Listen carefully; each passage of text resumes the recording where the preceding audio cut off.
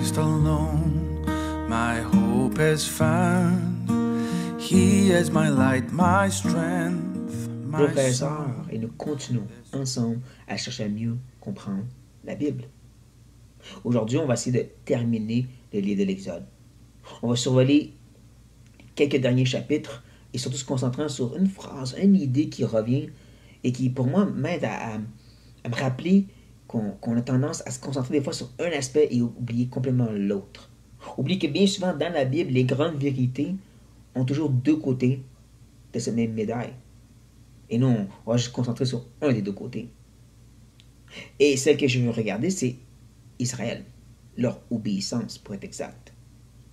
On sait à quel point ils sont souvent présentés comme un peuple de courroide, ou de dur, ou rebelle, ou cœur endurci. Le temps des juges, le temps des rois, c'est de la rébellion. C'est absolument horrible, mais ce n'est pas juste ça, Israël. Même que dans le désert, on a l'histoire du veau d'or, mais ensuite, on a une répétition, un énoncé qui revient régulièrement sur leur fidélité. Ouais. Je vais juste regarder quelques exemples avec vous. Comme au chapitre 36, verset 5. Ils vinrent dire à Moïse, le peuple apporte beaucoup plus qu'il ne faut pour exécuter les ouvrages que l'Éternel a ordonné de faire. Voici qu'il fait plus que ce que Dieu a demandé. Et dans un contexte où ils sont dans le désert, que ce qu'ils ont réussi à prendre des Égyptiens, ça ferait du sens qu'ils disaient on veut le garder. On ne sait pas si on va survivre. Mais ils l'ont donné, et même plus que ce que Dieu avait demandé. Frappant. N'est-ce pas? Frappant. On descend un peu plus loin, ou on avance un peu plus loin au chapitre 39. Au verset 7. On les mit sur les épaulettes de l'éphod, en souvenir des fils d'Israël, comme l'Éternel l'avait ordonné à Moïse. Ils ont fait comme Dieu avait dit. Ceci encore revient au verset 21. À la fin du verset 21, il dit comme l'Éternel l'avait ordonné à Moïse. Ils ont fait encore en préparation pour les sacrificateurs, leur habillement et tout, comme Dieu avait demandé. Ouais, cette phrase revient aussi au verset 42 et encore plus 43. On va les lire ensemble. Les enfants d'Israël firent tous ces ouvrages en se conformant à tous les ordres que l'Éternel avait donnés à Moïse. Moïse examina tout le travail. Et voici, ils avaient fait comme l'Éternel avait ordonné. Ils avaient fait ainsi, et Moïse les bénit. Et l'Exode termine en disant comme quoi la colonne de feu et la nuée elle les guidaient. Lorsqu'elle était en V, c'était avancé. Quand elle descendait, ils arrêtaient. Et ça voulait dire un long processus de rebâtir et de déconstruire les tentes et le tabernacle. Et le peuple, il se défaisait. Et que des fois, c'était des mois qui avançaient, des fois, c'était pour une journée. Puis il le faisait. Il fit tout ce que l'Éternel avait commandé. Quel beau refrain, n'est-ce pas?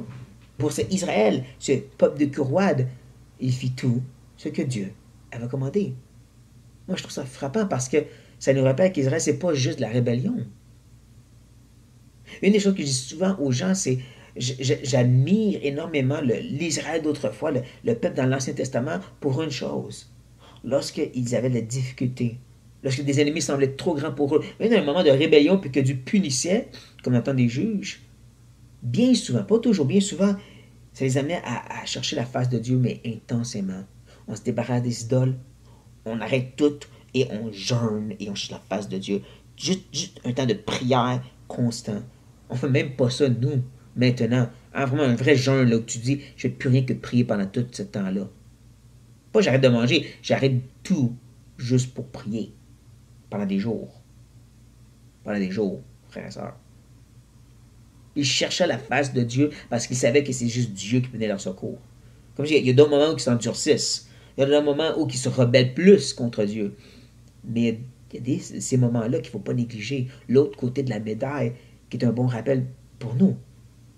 Oui, Israël est un enseignement de la rébellion et du danger, de l'idolâtrie, mais c'est aussi un rappel qu'il y a une place pour la repentance et la recherche de la face de Dieu et de faire tout ce que Dieu a demandé, de faire même au-delà de... Il y a aussi cette part-là qu'il ne faut pas négliger. Donc, soyez pas trop rapide à juste lire l'Ancien avec la négativité puis de juste voir que de la rébellion.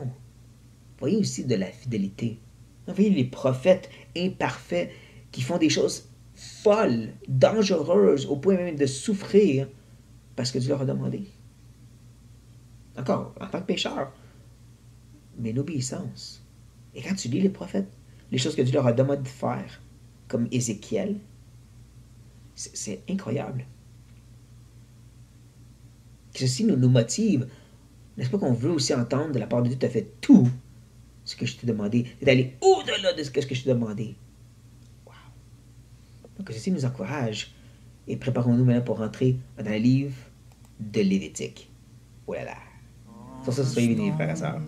The solid ground, firm through the fiercest drought and storm.